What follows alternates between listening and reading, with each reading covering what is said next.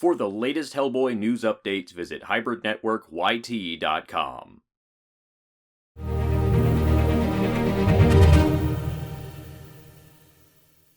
Hey, what is happening, everybody? Welcome back to the Hybrid Network. I'm Luke with your Hellboy discussion for the day, and today we're talking about spin-offs. Well, just a question of spin-offs. You see, the Hellboy movie franchise at the moment is all kind of hinged on the new reboot coming at us next year, Hellboy: Rise of the Blood Queen.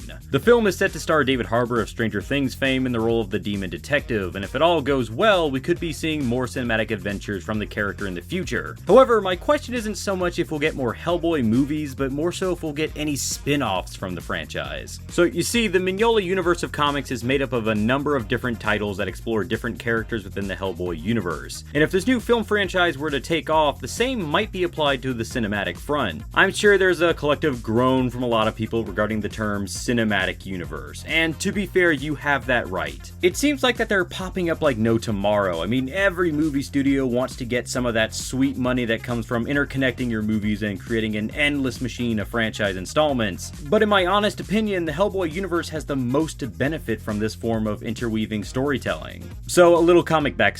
You know those characters I've been breaking down, like Abe Sapien, Liz Sherman, and the rest? Well, those characters, while first appearing within the Hellboy comic books, don't actually get to develop all that much within those titles. Their full stories are realized within their solo series and within the BPRD comic, where they're able to break free from the shadow of Hellboy and have the spotlight to themselves. I mean, it's to be expected. When a comic is called Hellboy, it's gonna be about the red dude with the cloven feet, but the comic started to branch out and expand the universe even further, with characters like Abe Sapien becoming more three-dimensional and even gaining their own stories. Once Hellboy leaves the BPRD, the other characters really begin to shine, and I think that if we can bring that to the movie series, these characters can be introduced to audiences on a whole nother level. The best part about this is that each of these individual stories and spin-offs connect back to each other in such creative ways, with Abe Sapien's origin relating to the first Hellboy miniseries, and Liz's power seeming reminiscent of the fire that created the Ogdru Jihad. They would be separate stories, sure, but there's always a tiny ley line connecting back to the main narrative of the entire universe. There's something there that makes that story belong in that universe. More importantly, I just want these characters to have the chance to shine. I want audiences to see how much of a badass Abe is on his own, or I want audiences to get engrossed into the war stories of Lobster Johnson. More importantly, I want audiences to see the BPRD in its full glory, a team of blue-collar occult investigators that, while they may not seem too human, they're just regular people like you and me. They're captivating by just how real they are, despite how crazy and out there the world around them gets. And while Hellboy usually is dealing with his dark destiny or solo escapades, I want to be able to see the agents in the BPRD flourish outside of him. But those are just my thoughts. Let me know what you guys think, and make sure you stay subscribed to the Hybrid Network to stay up to date on all of our Hellboy topics and discussions. This is Luke signing out.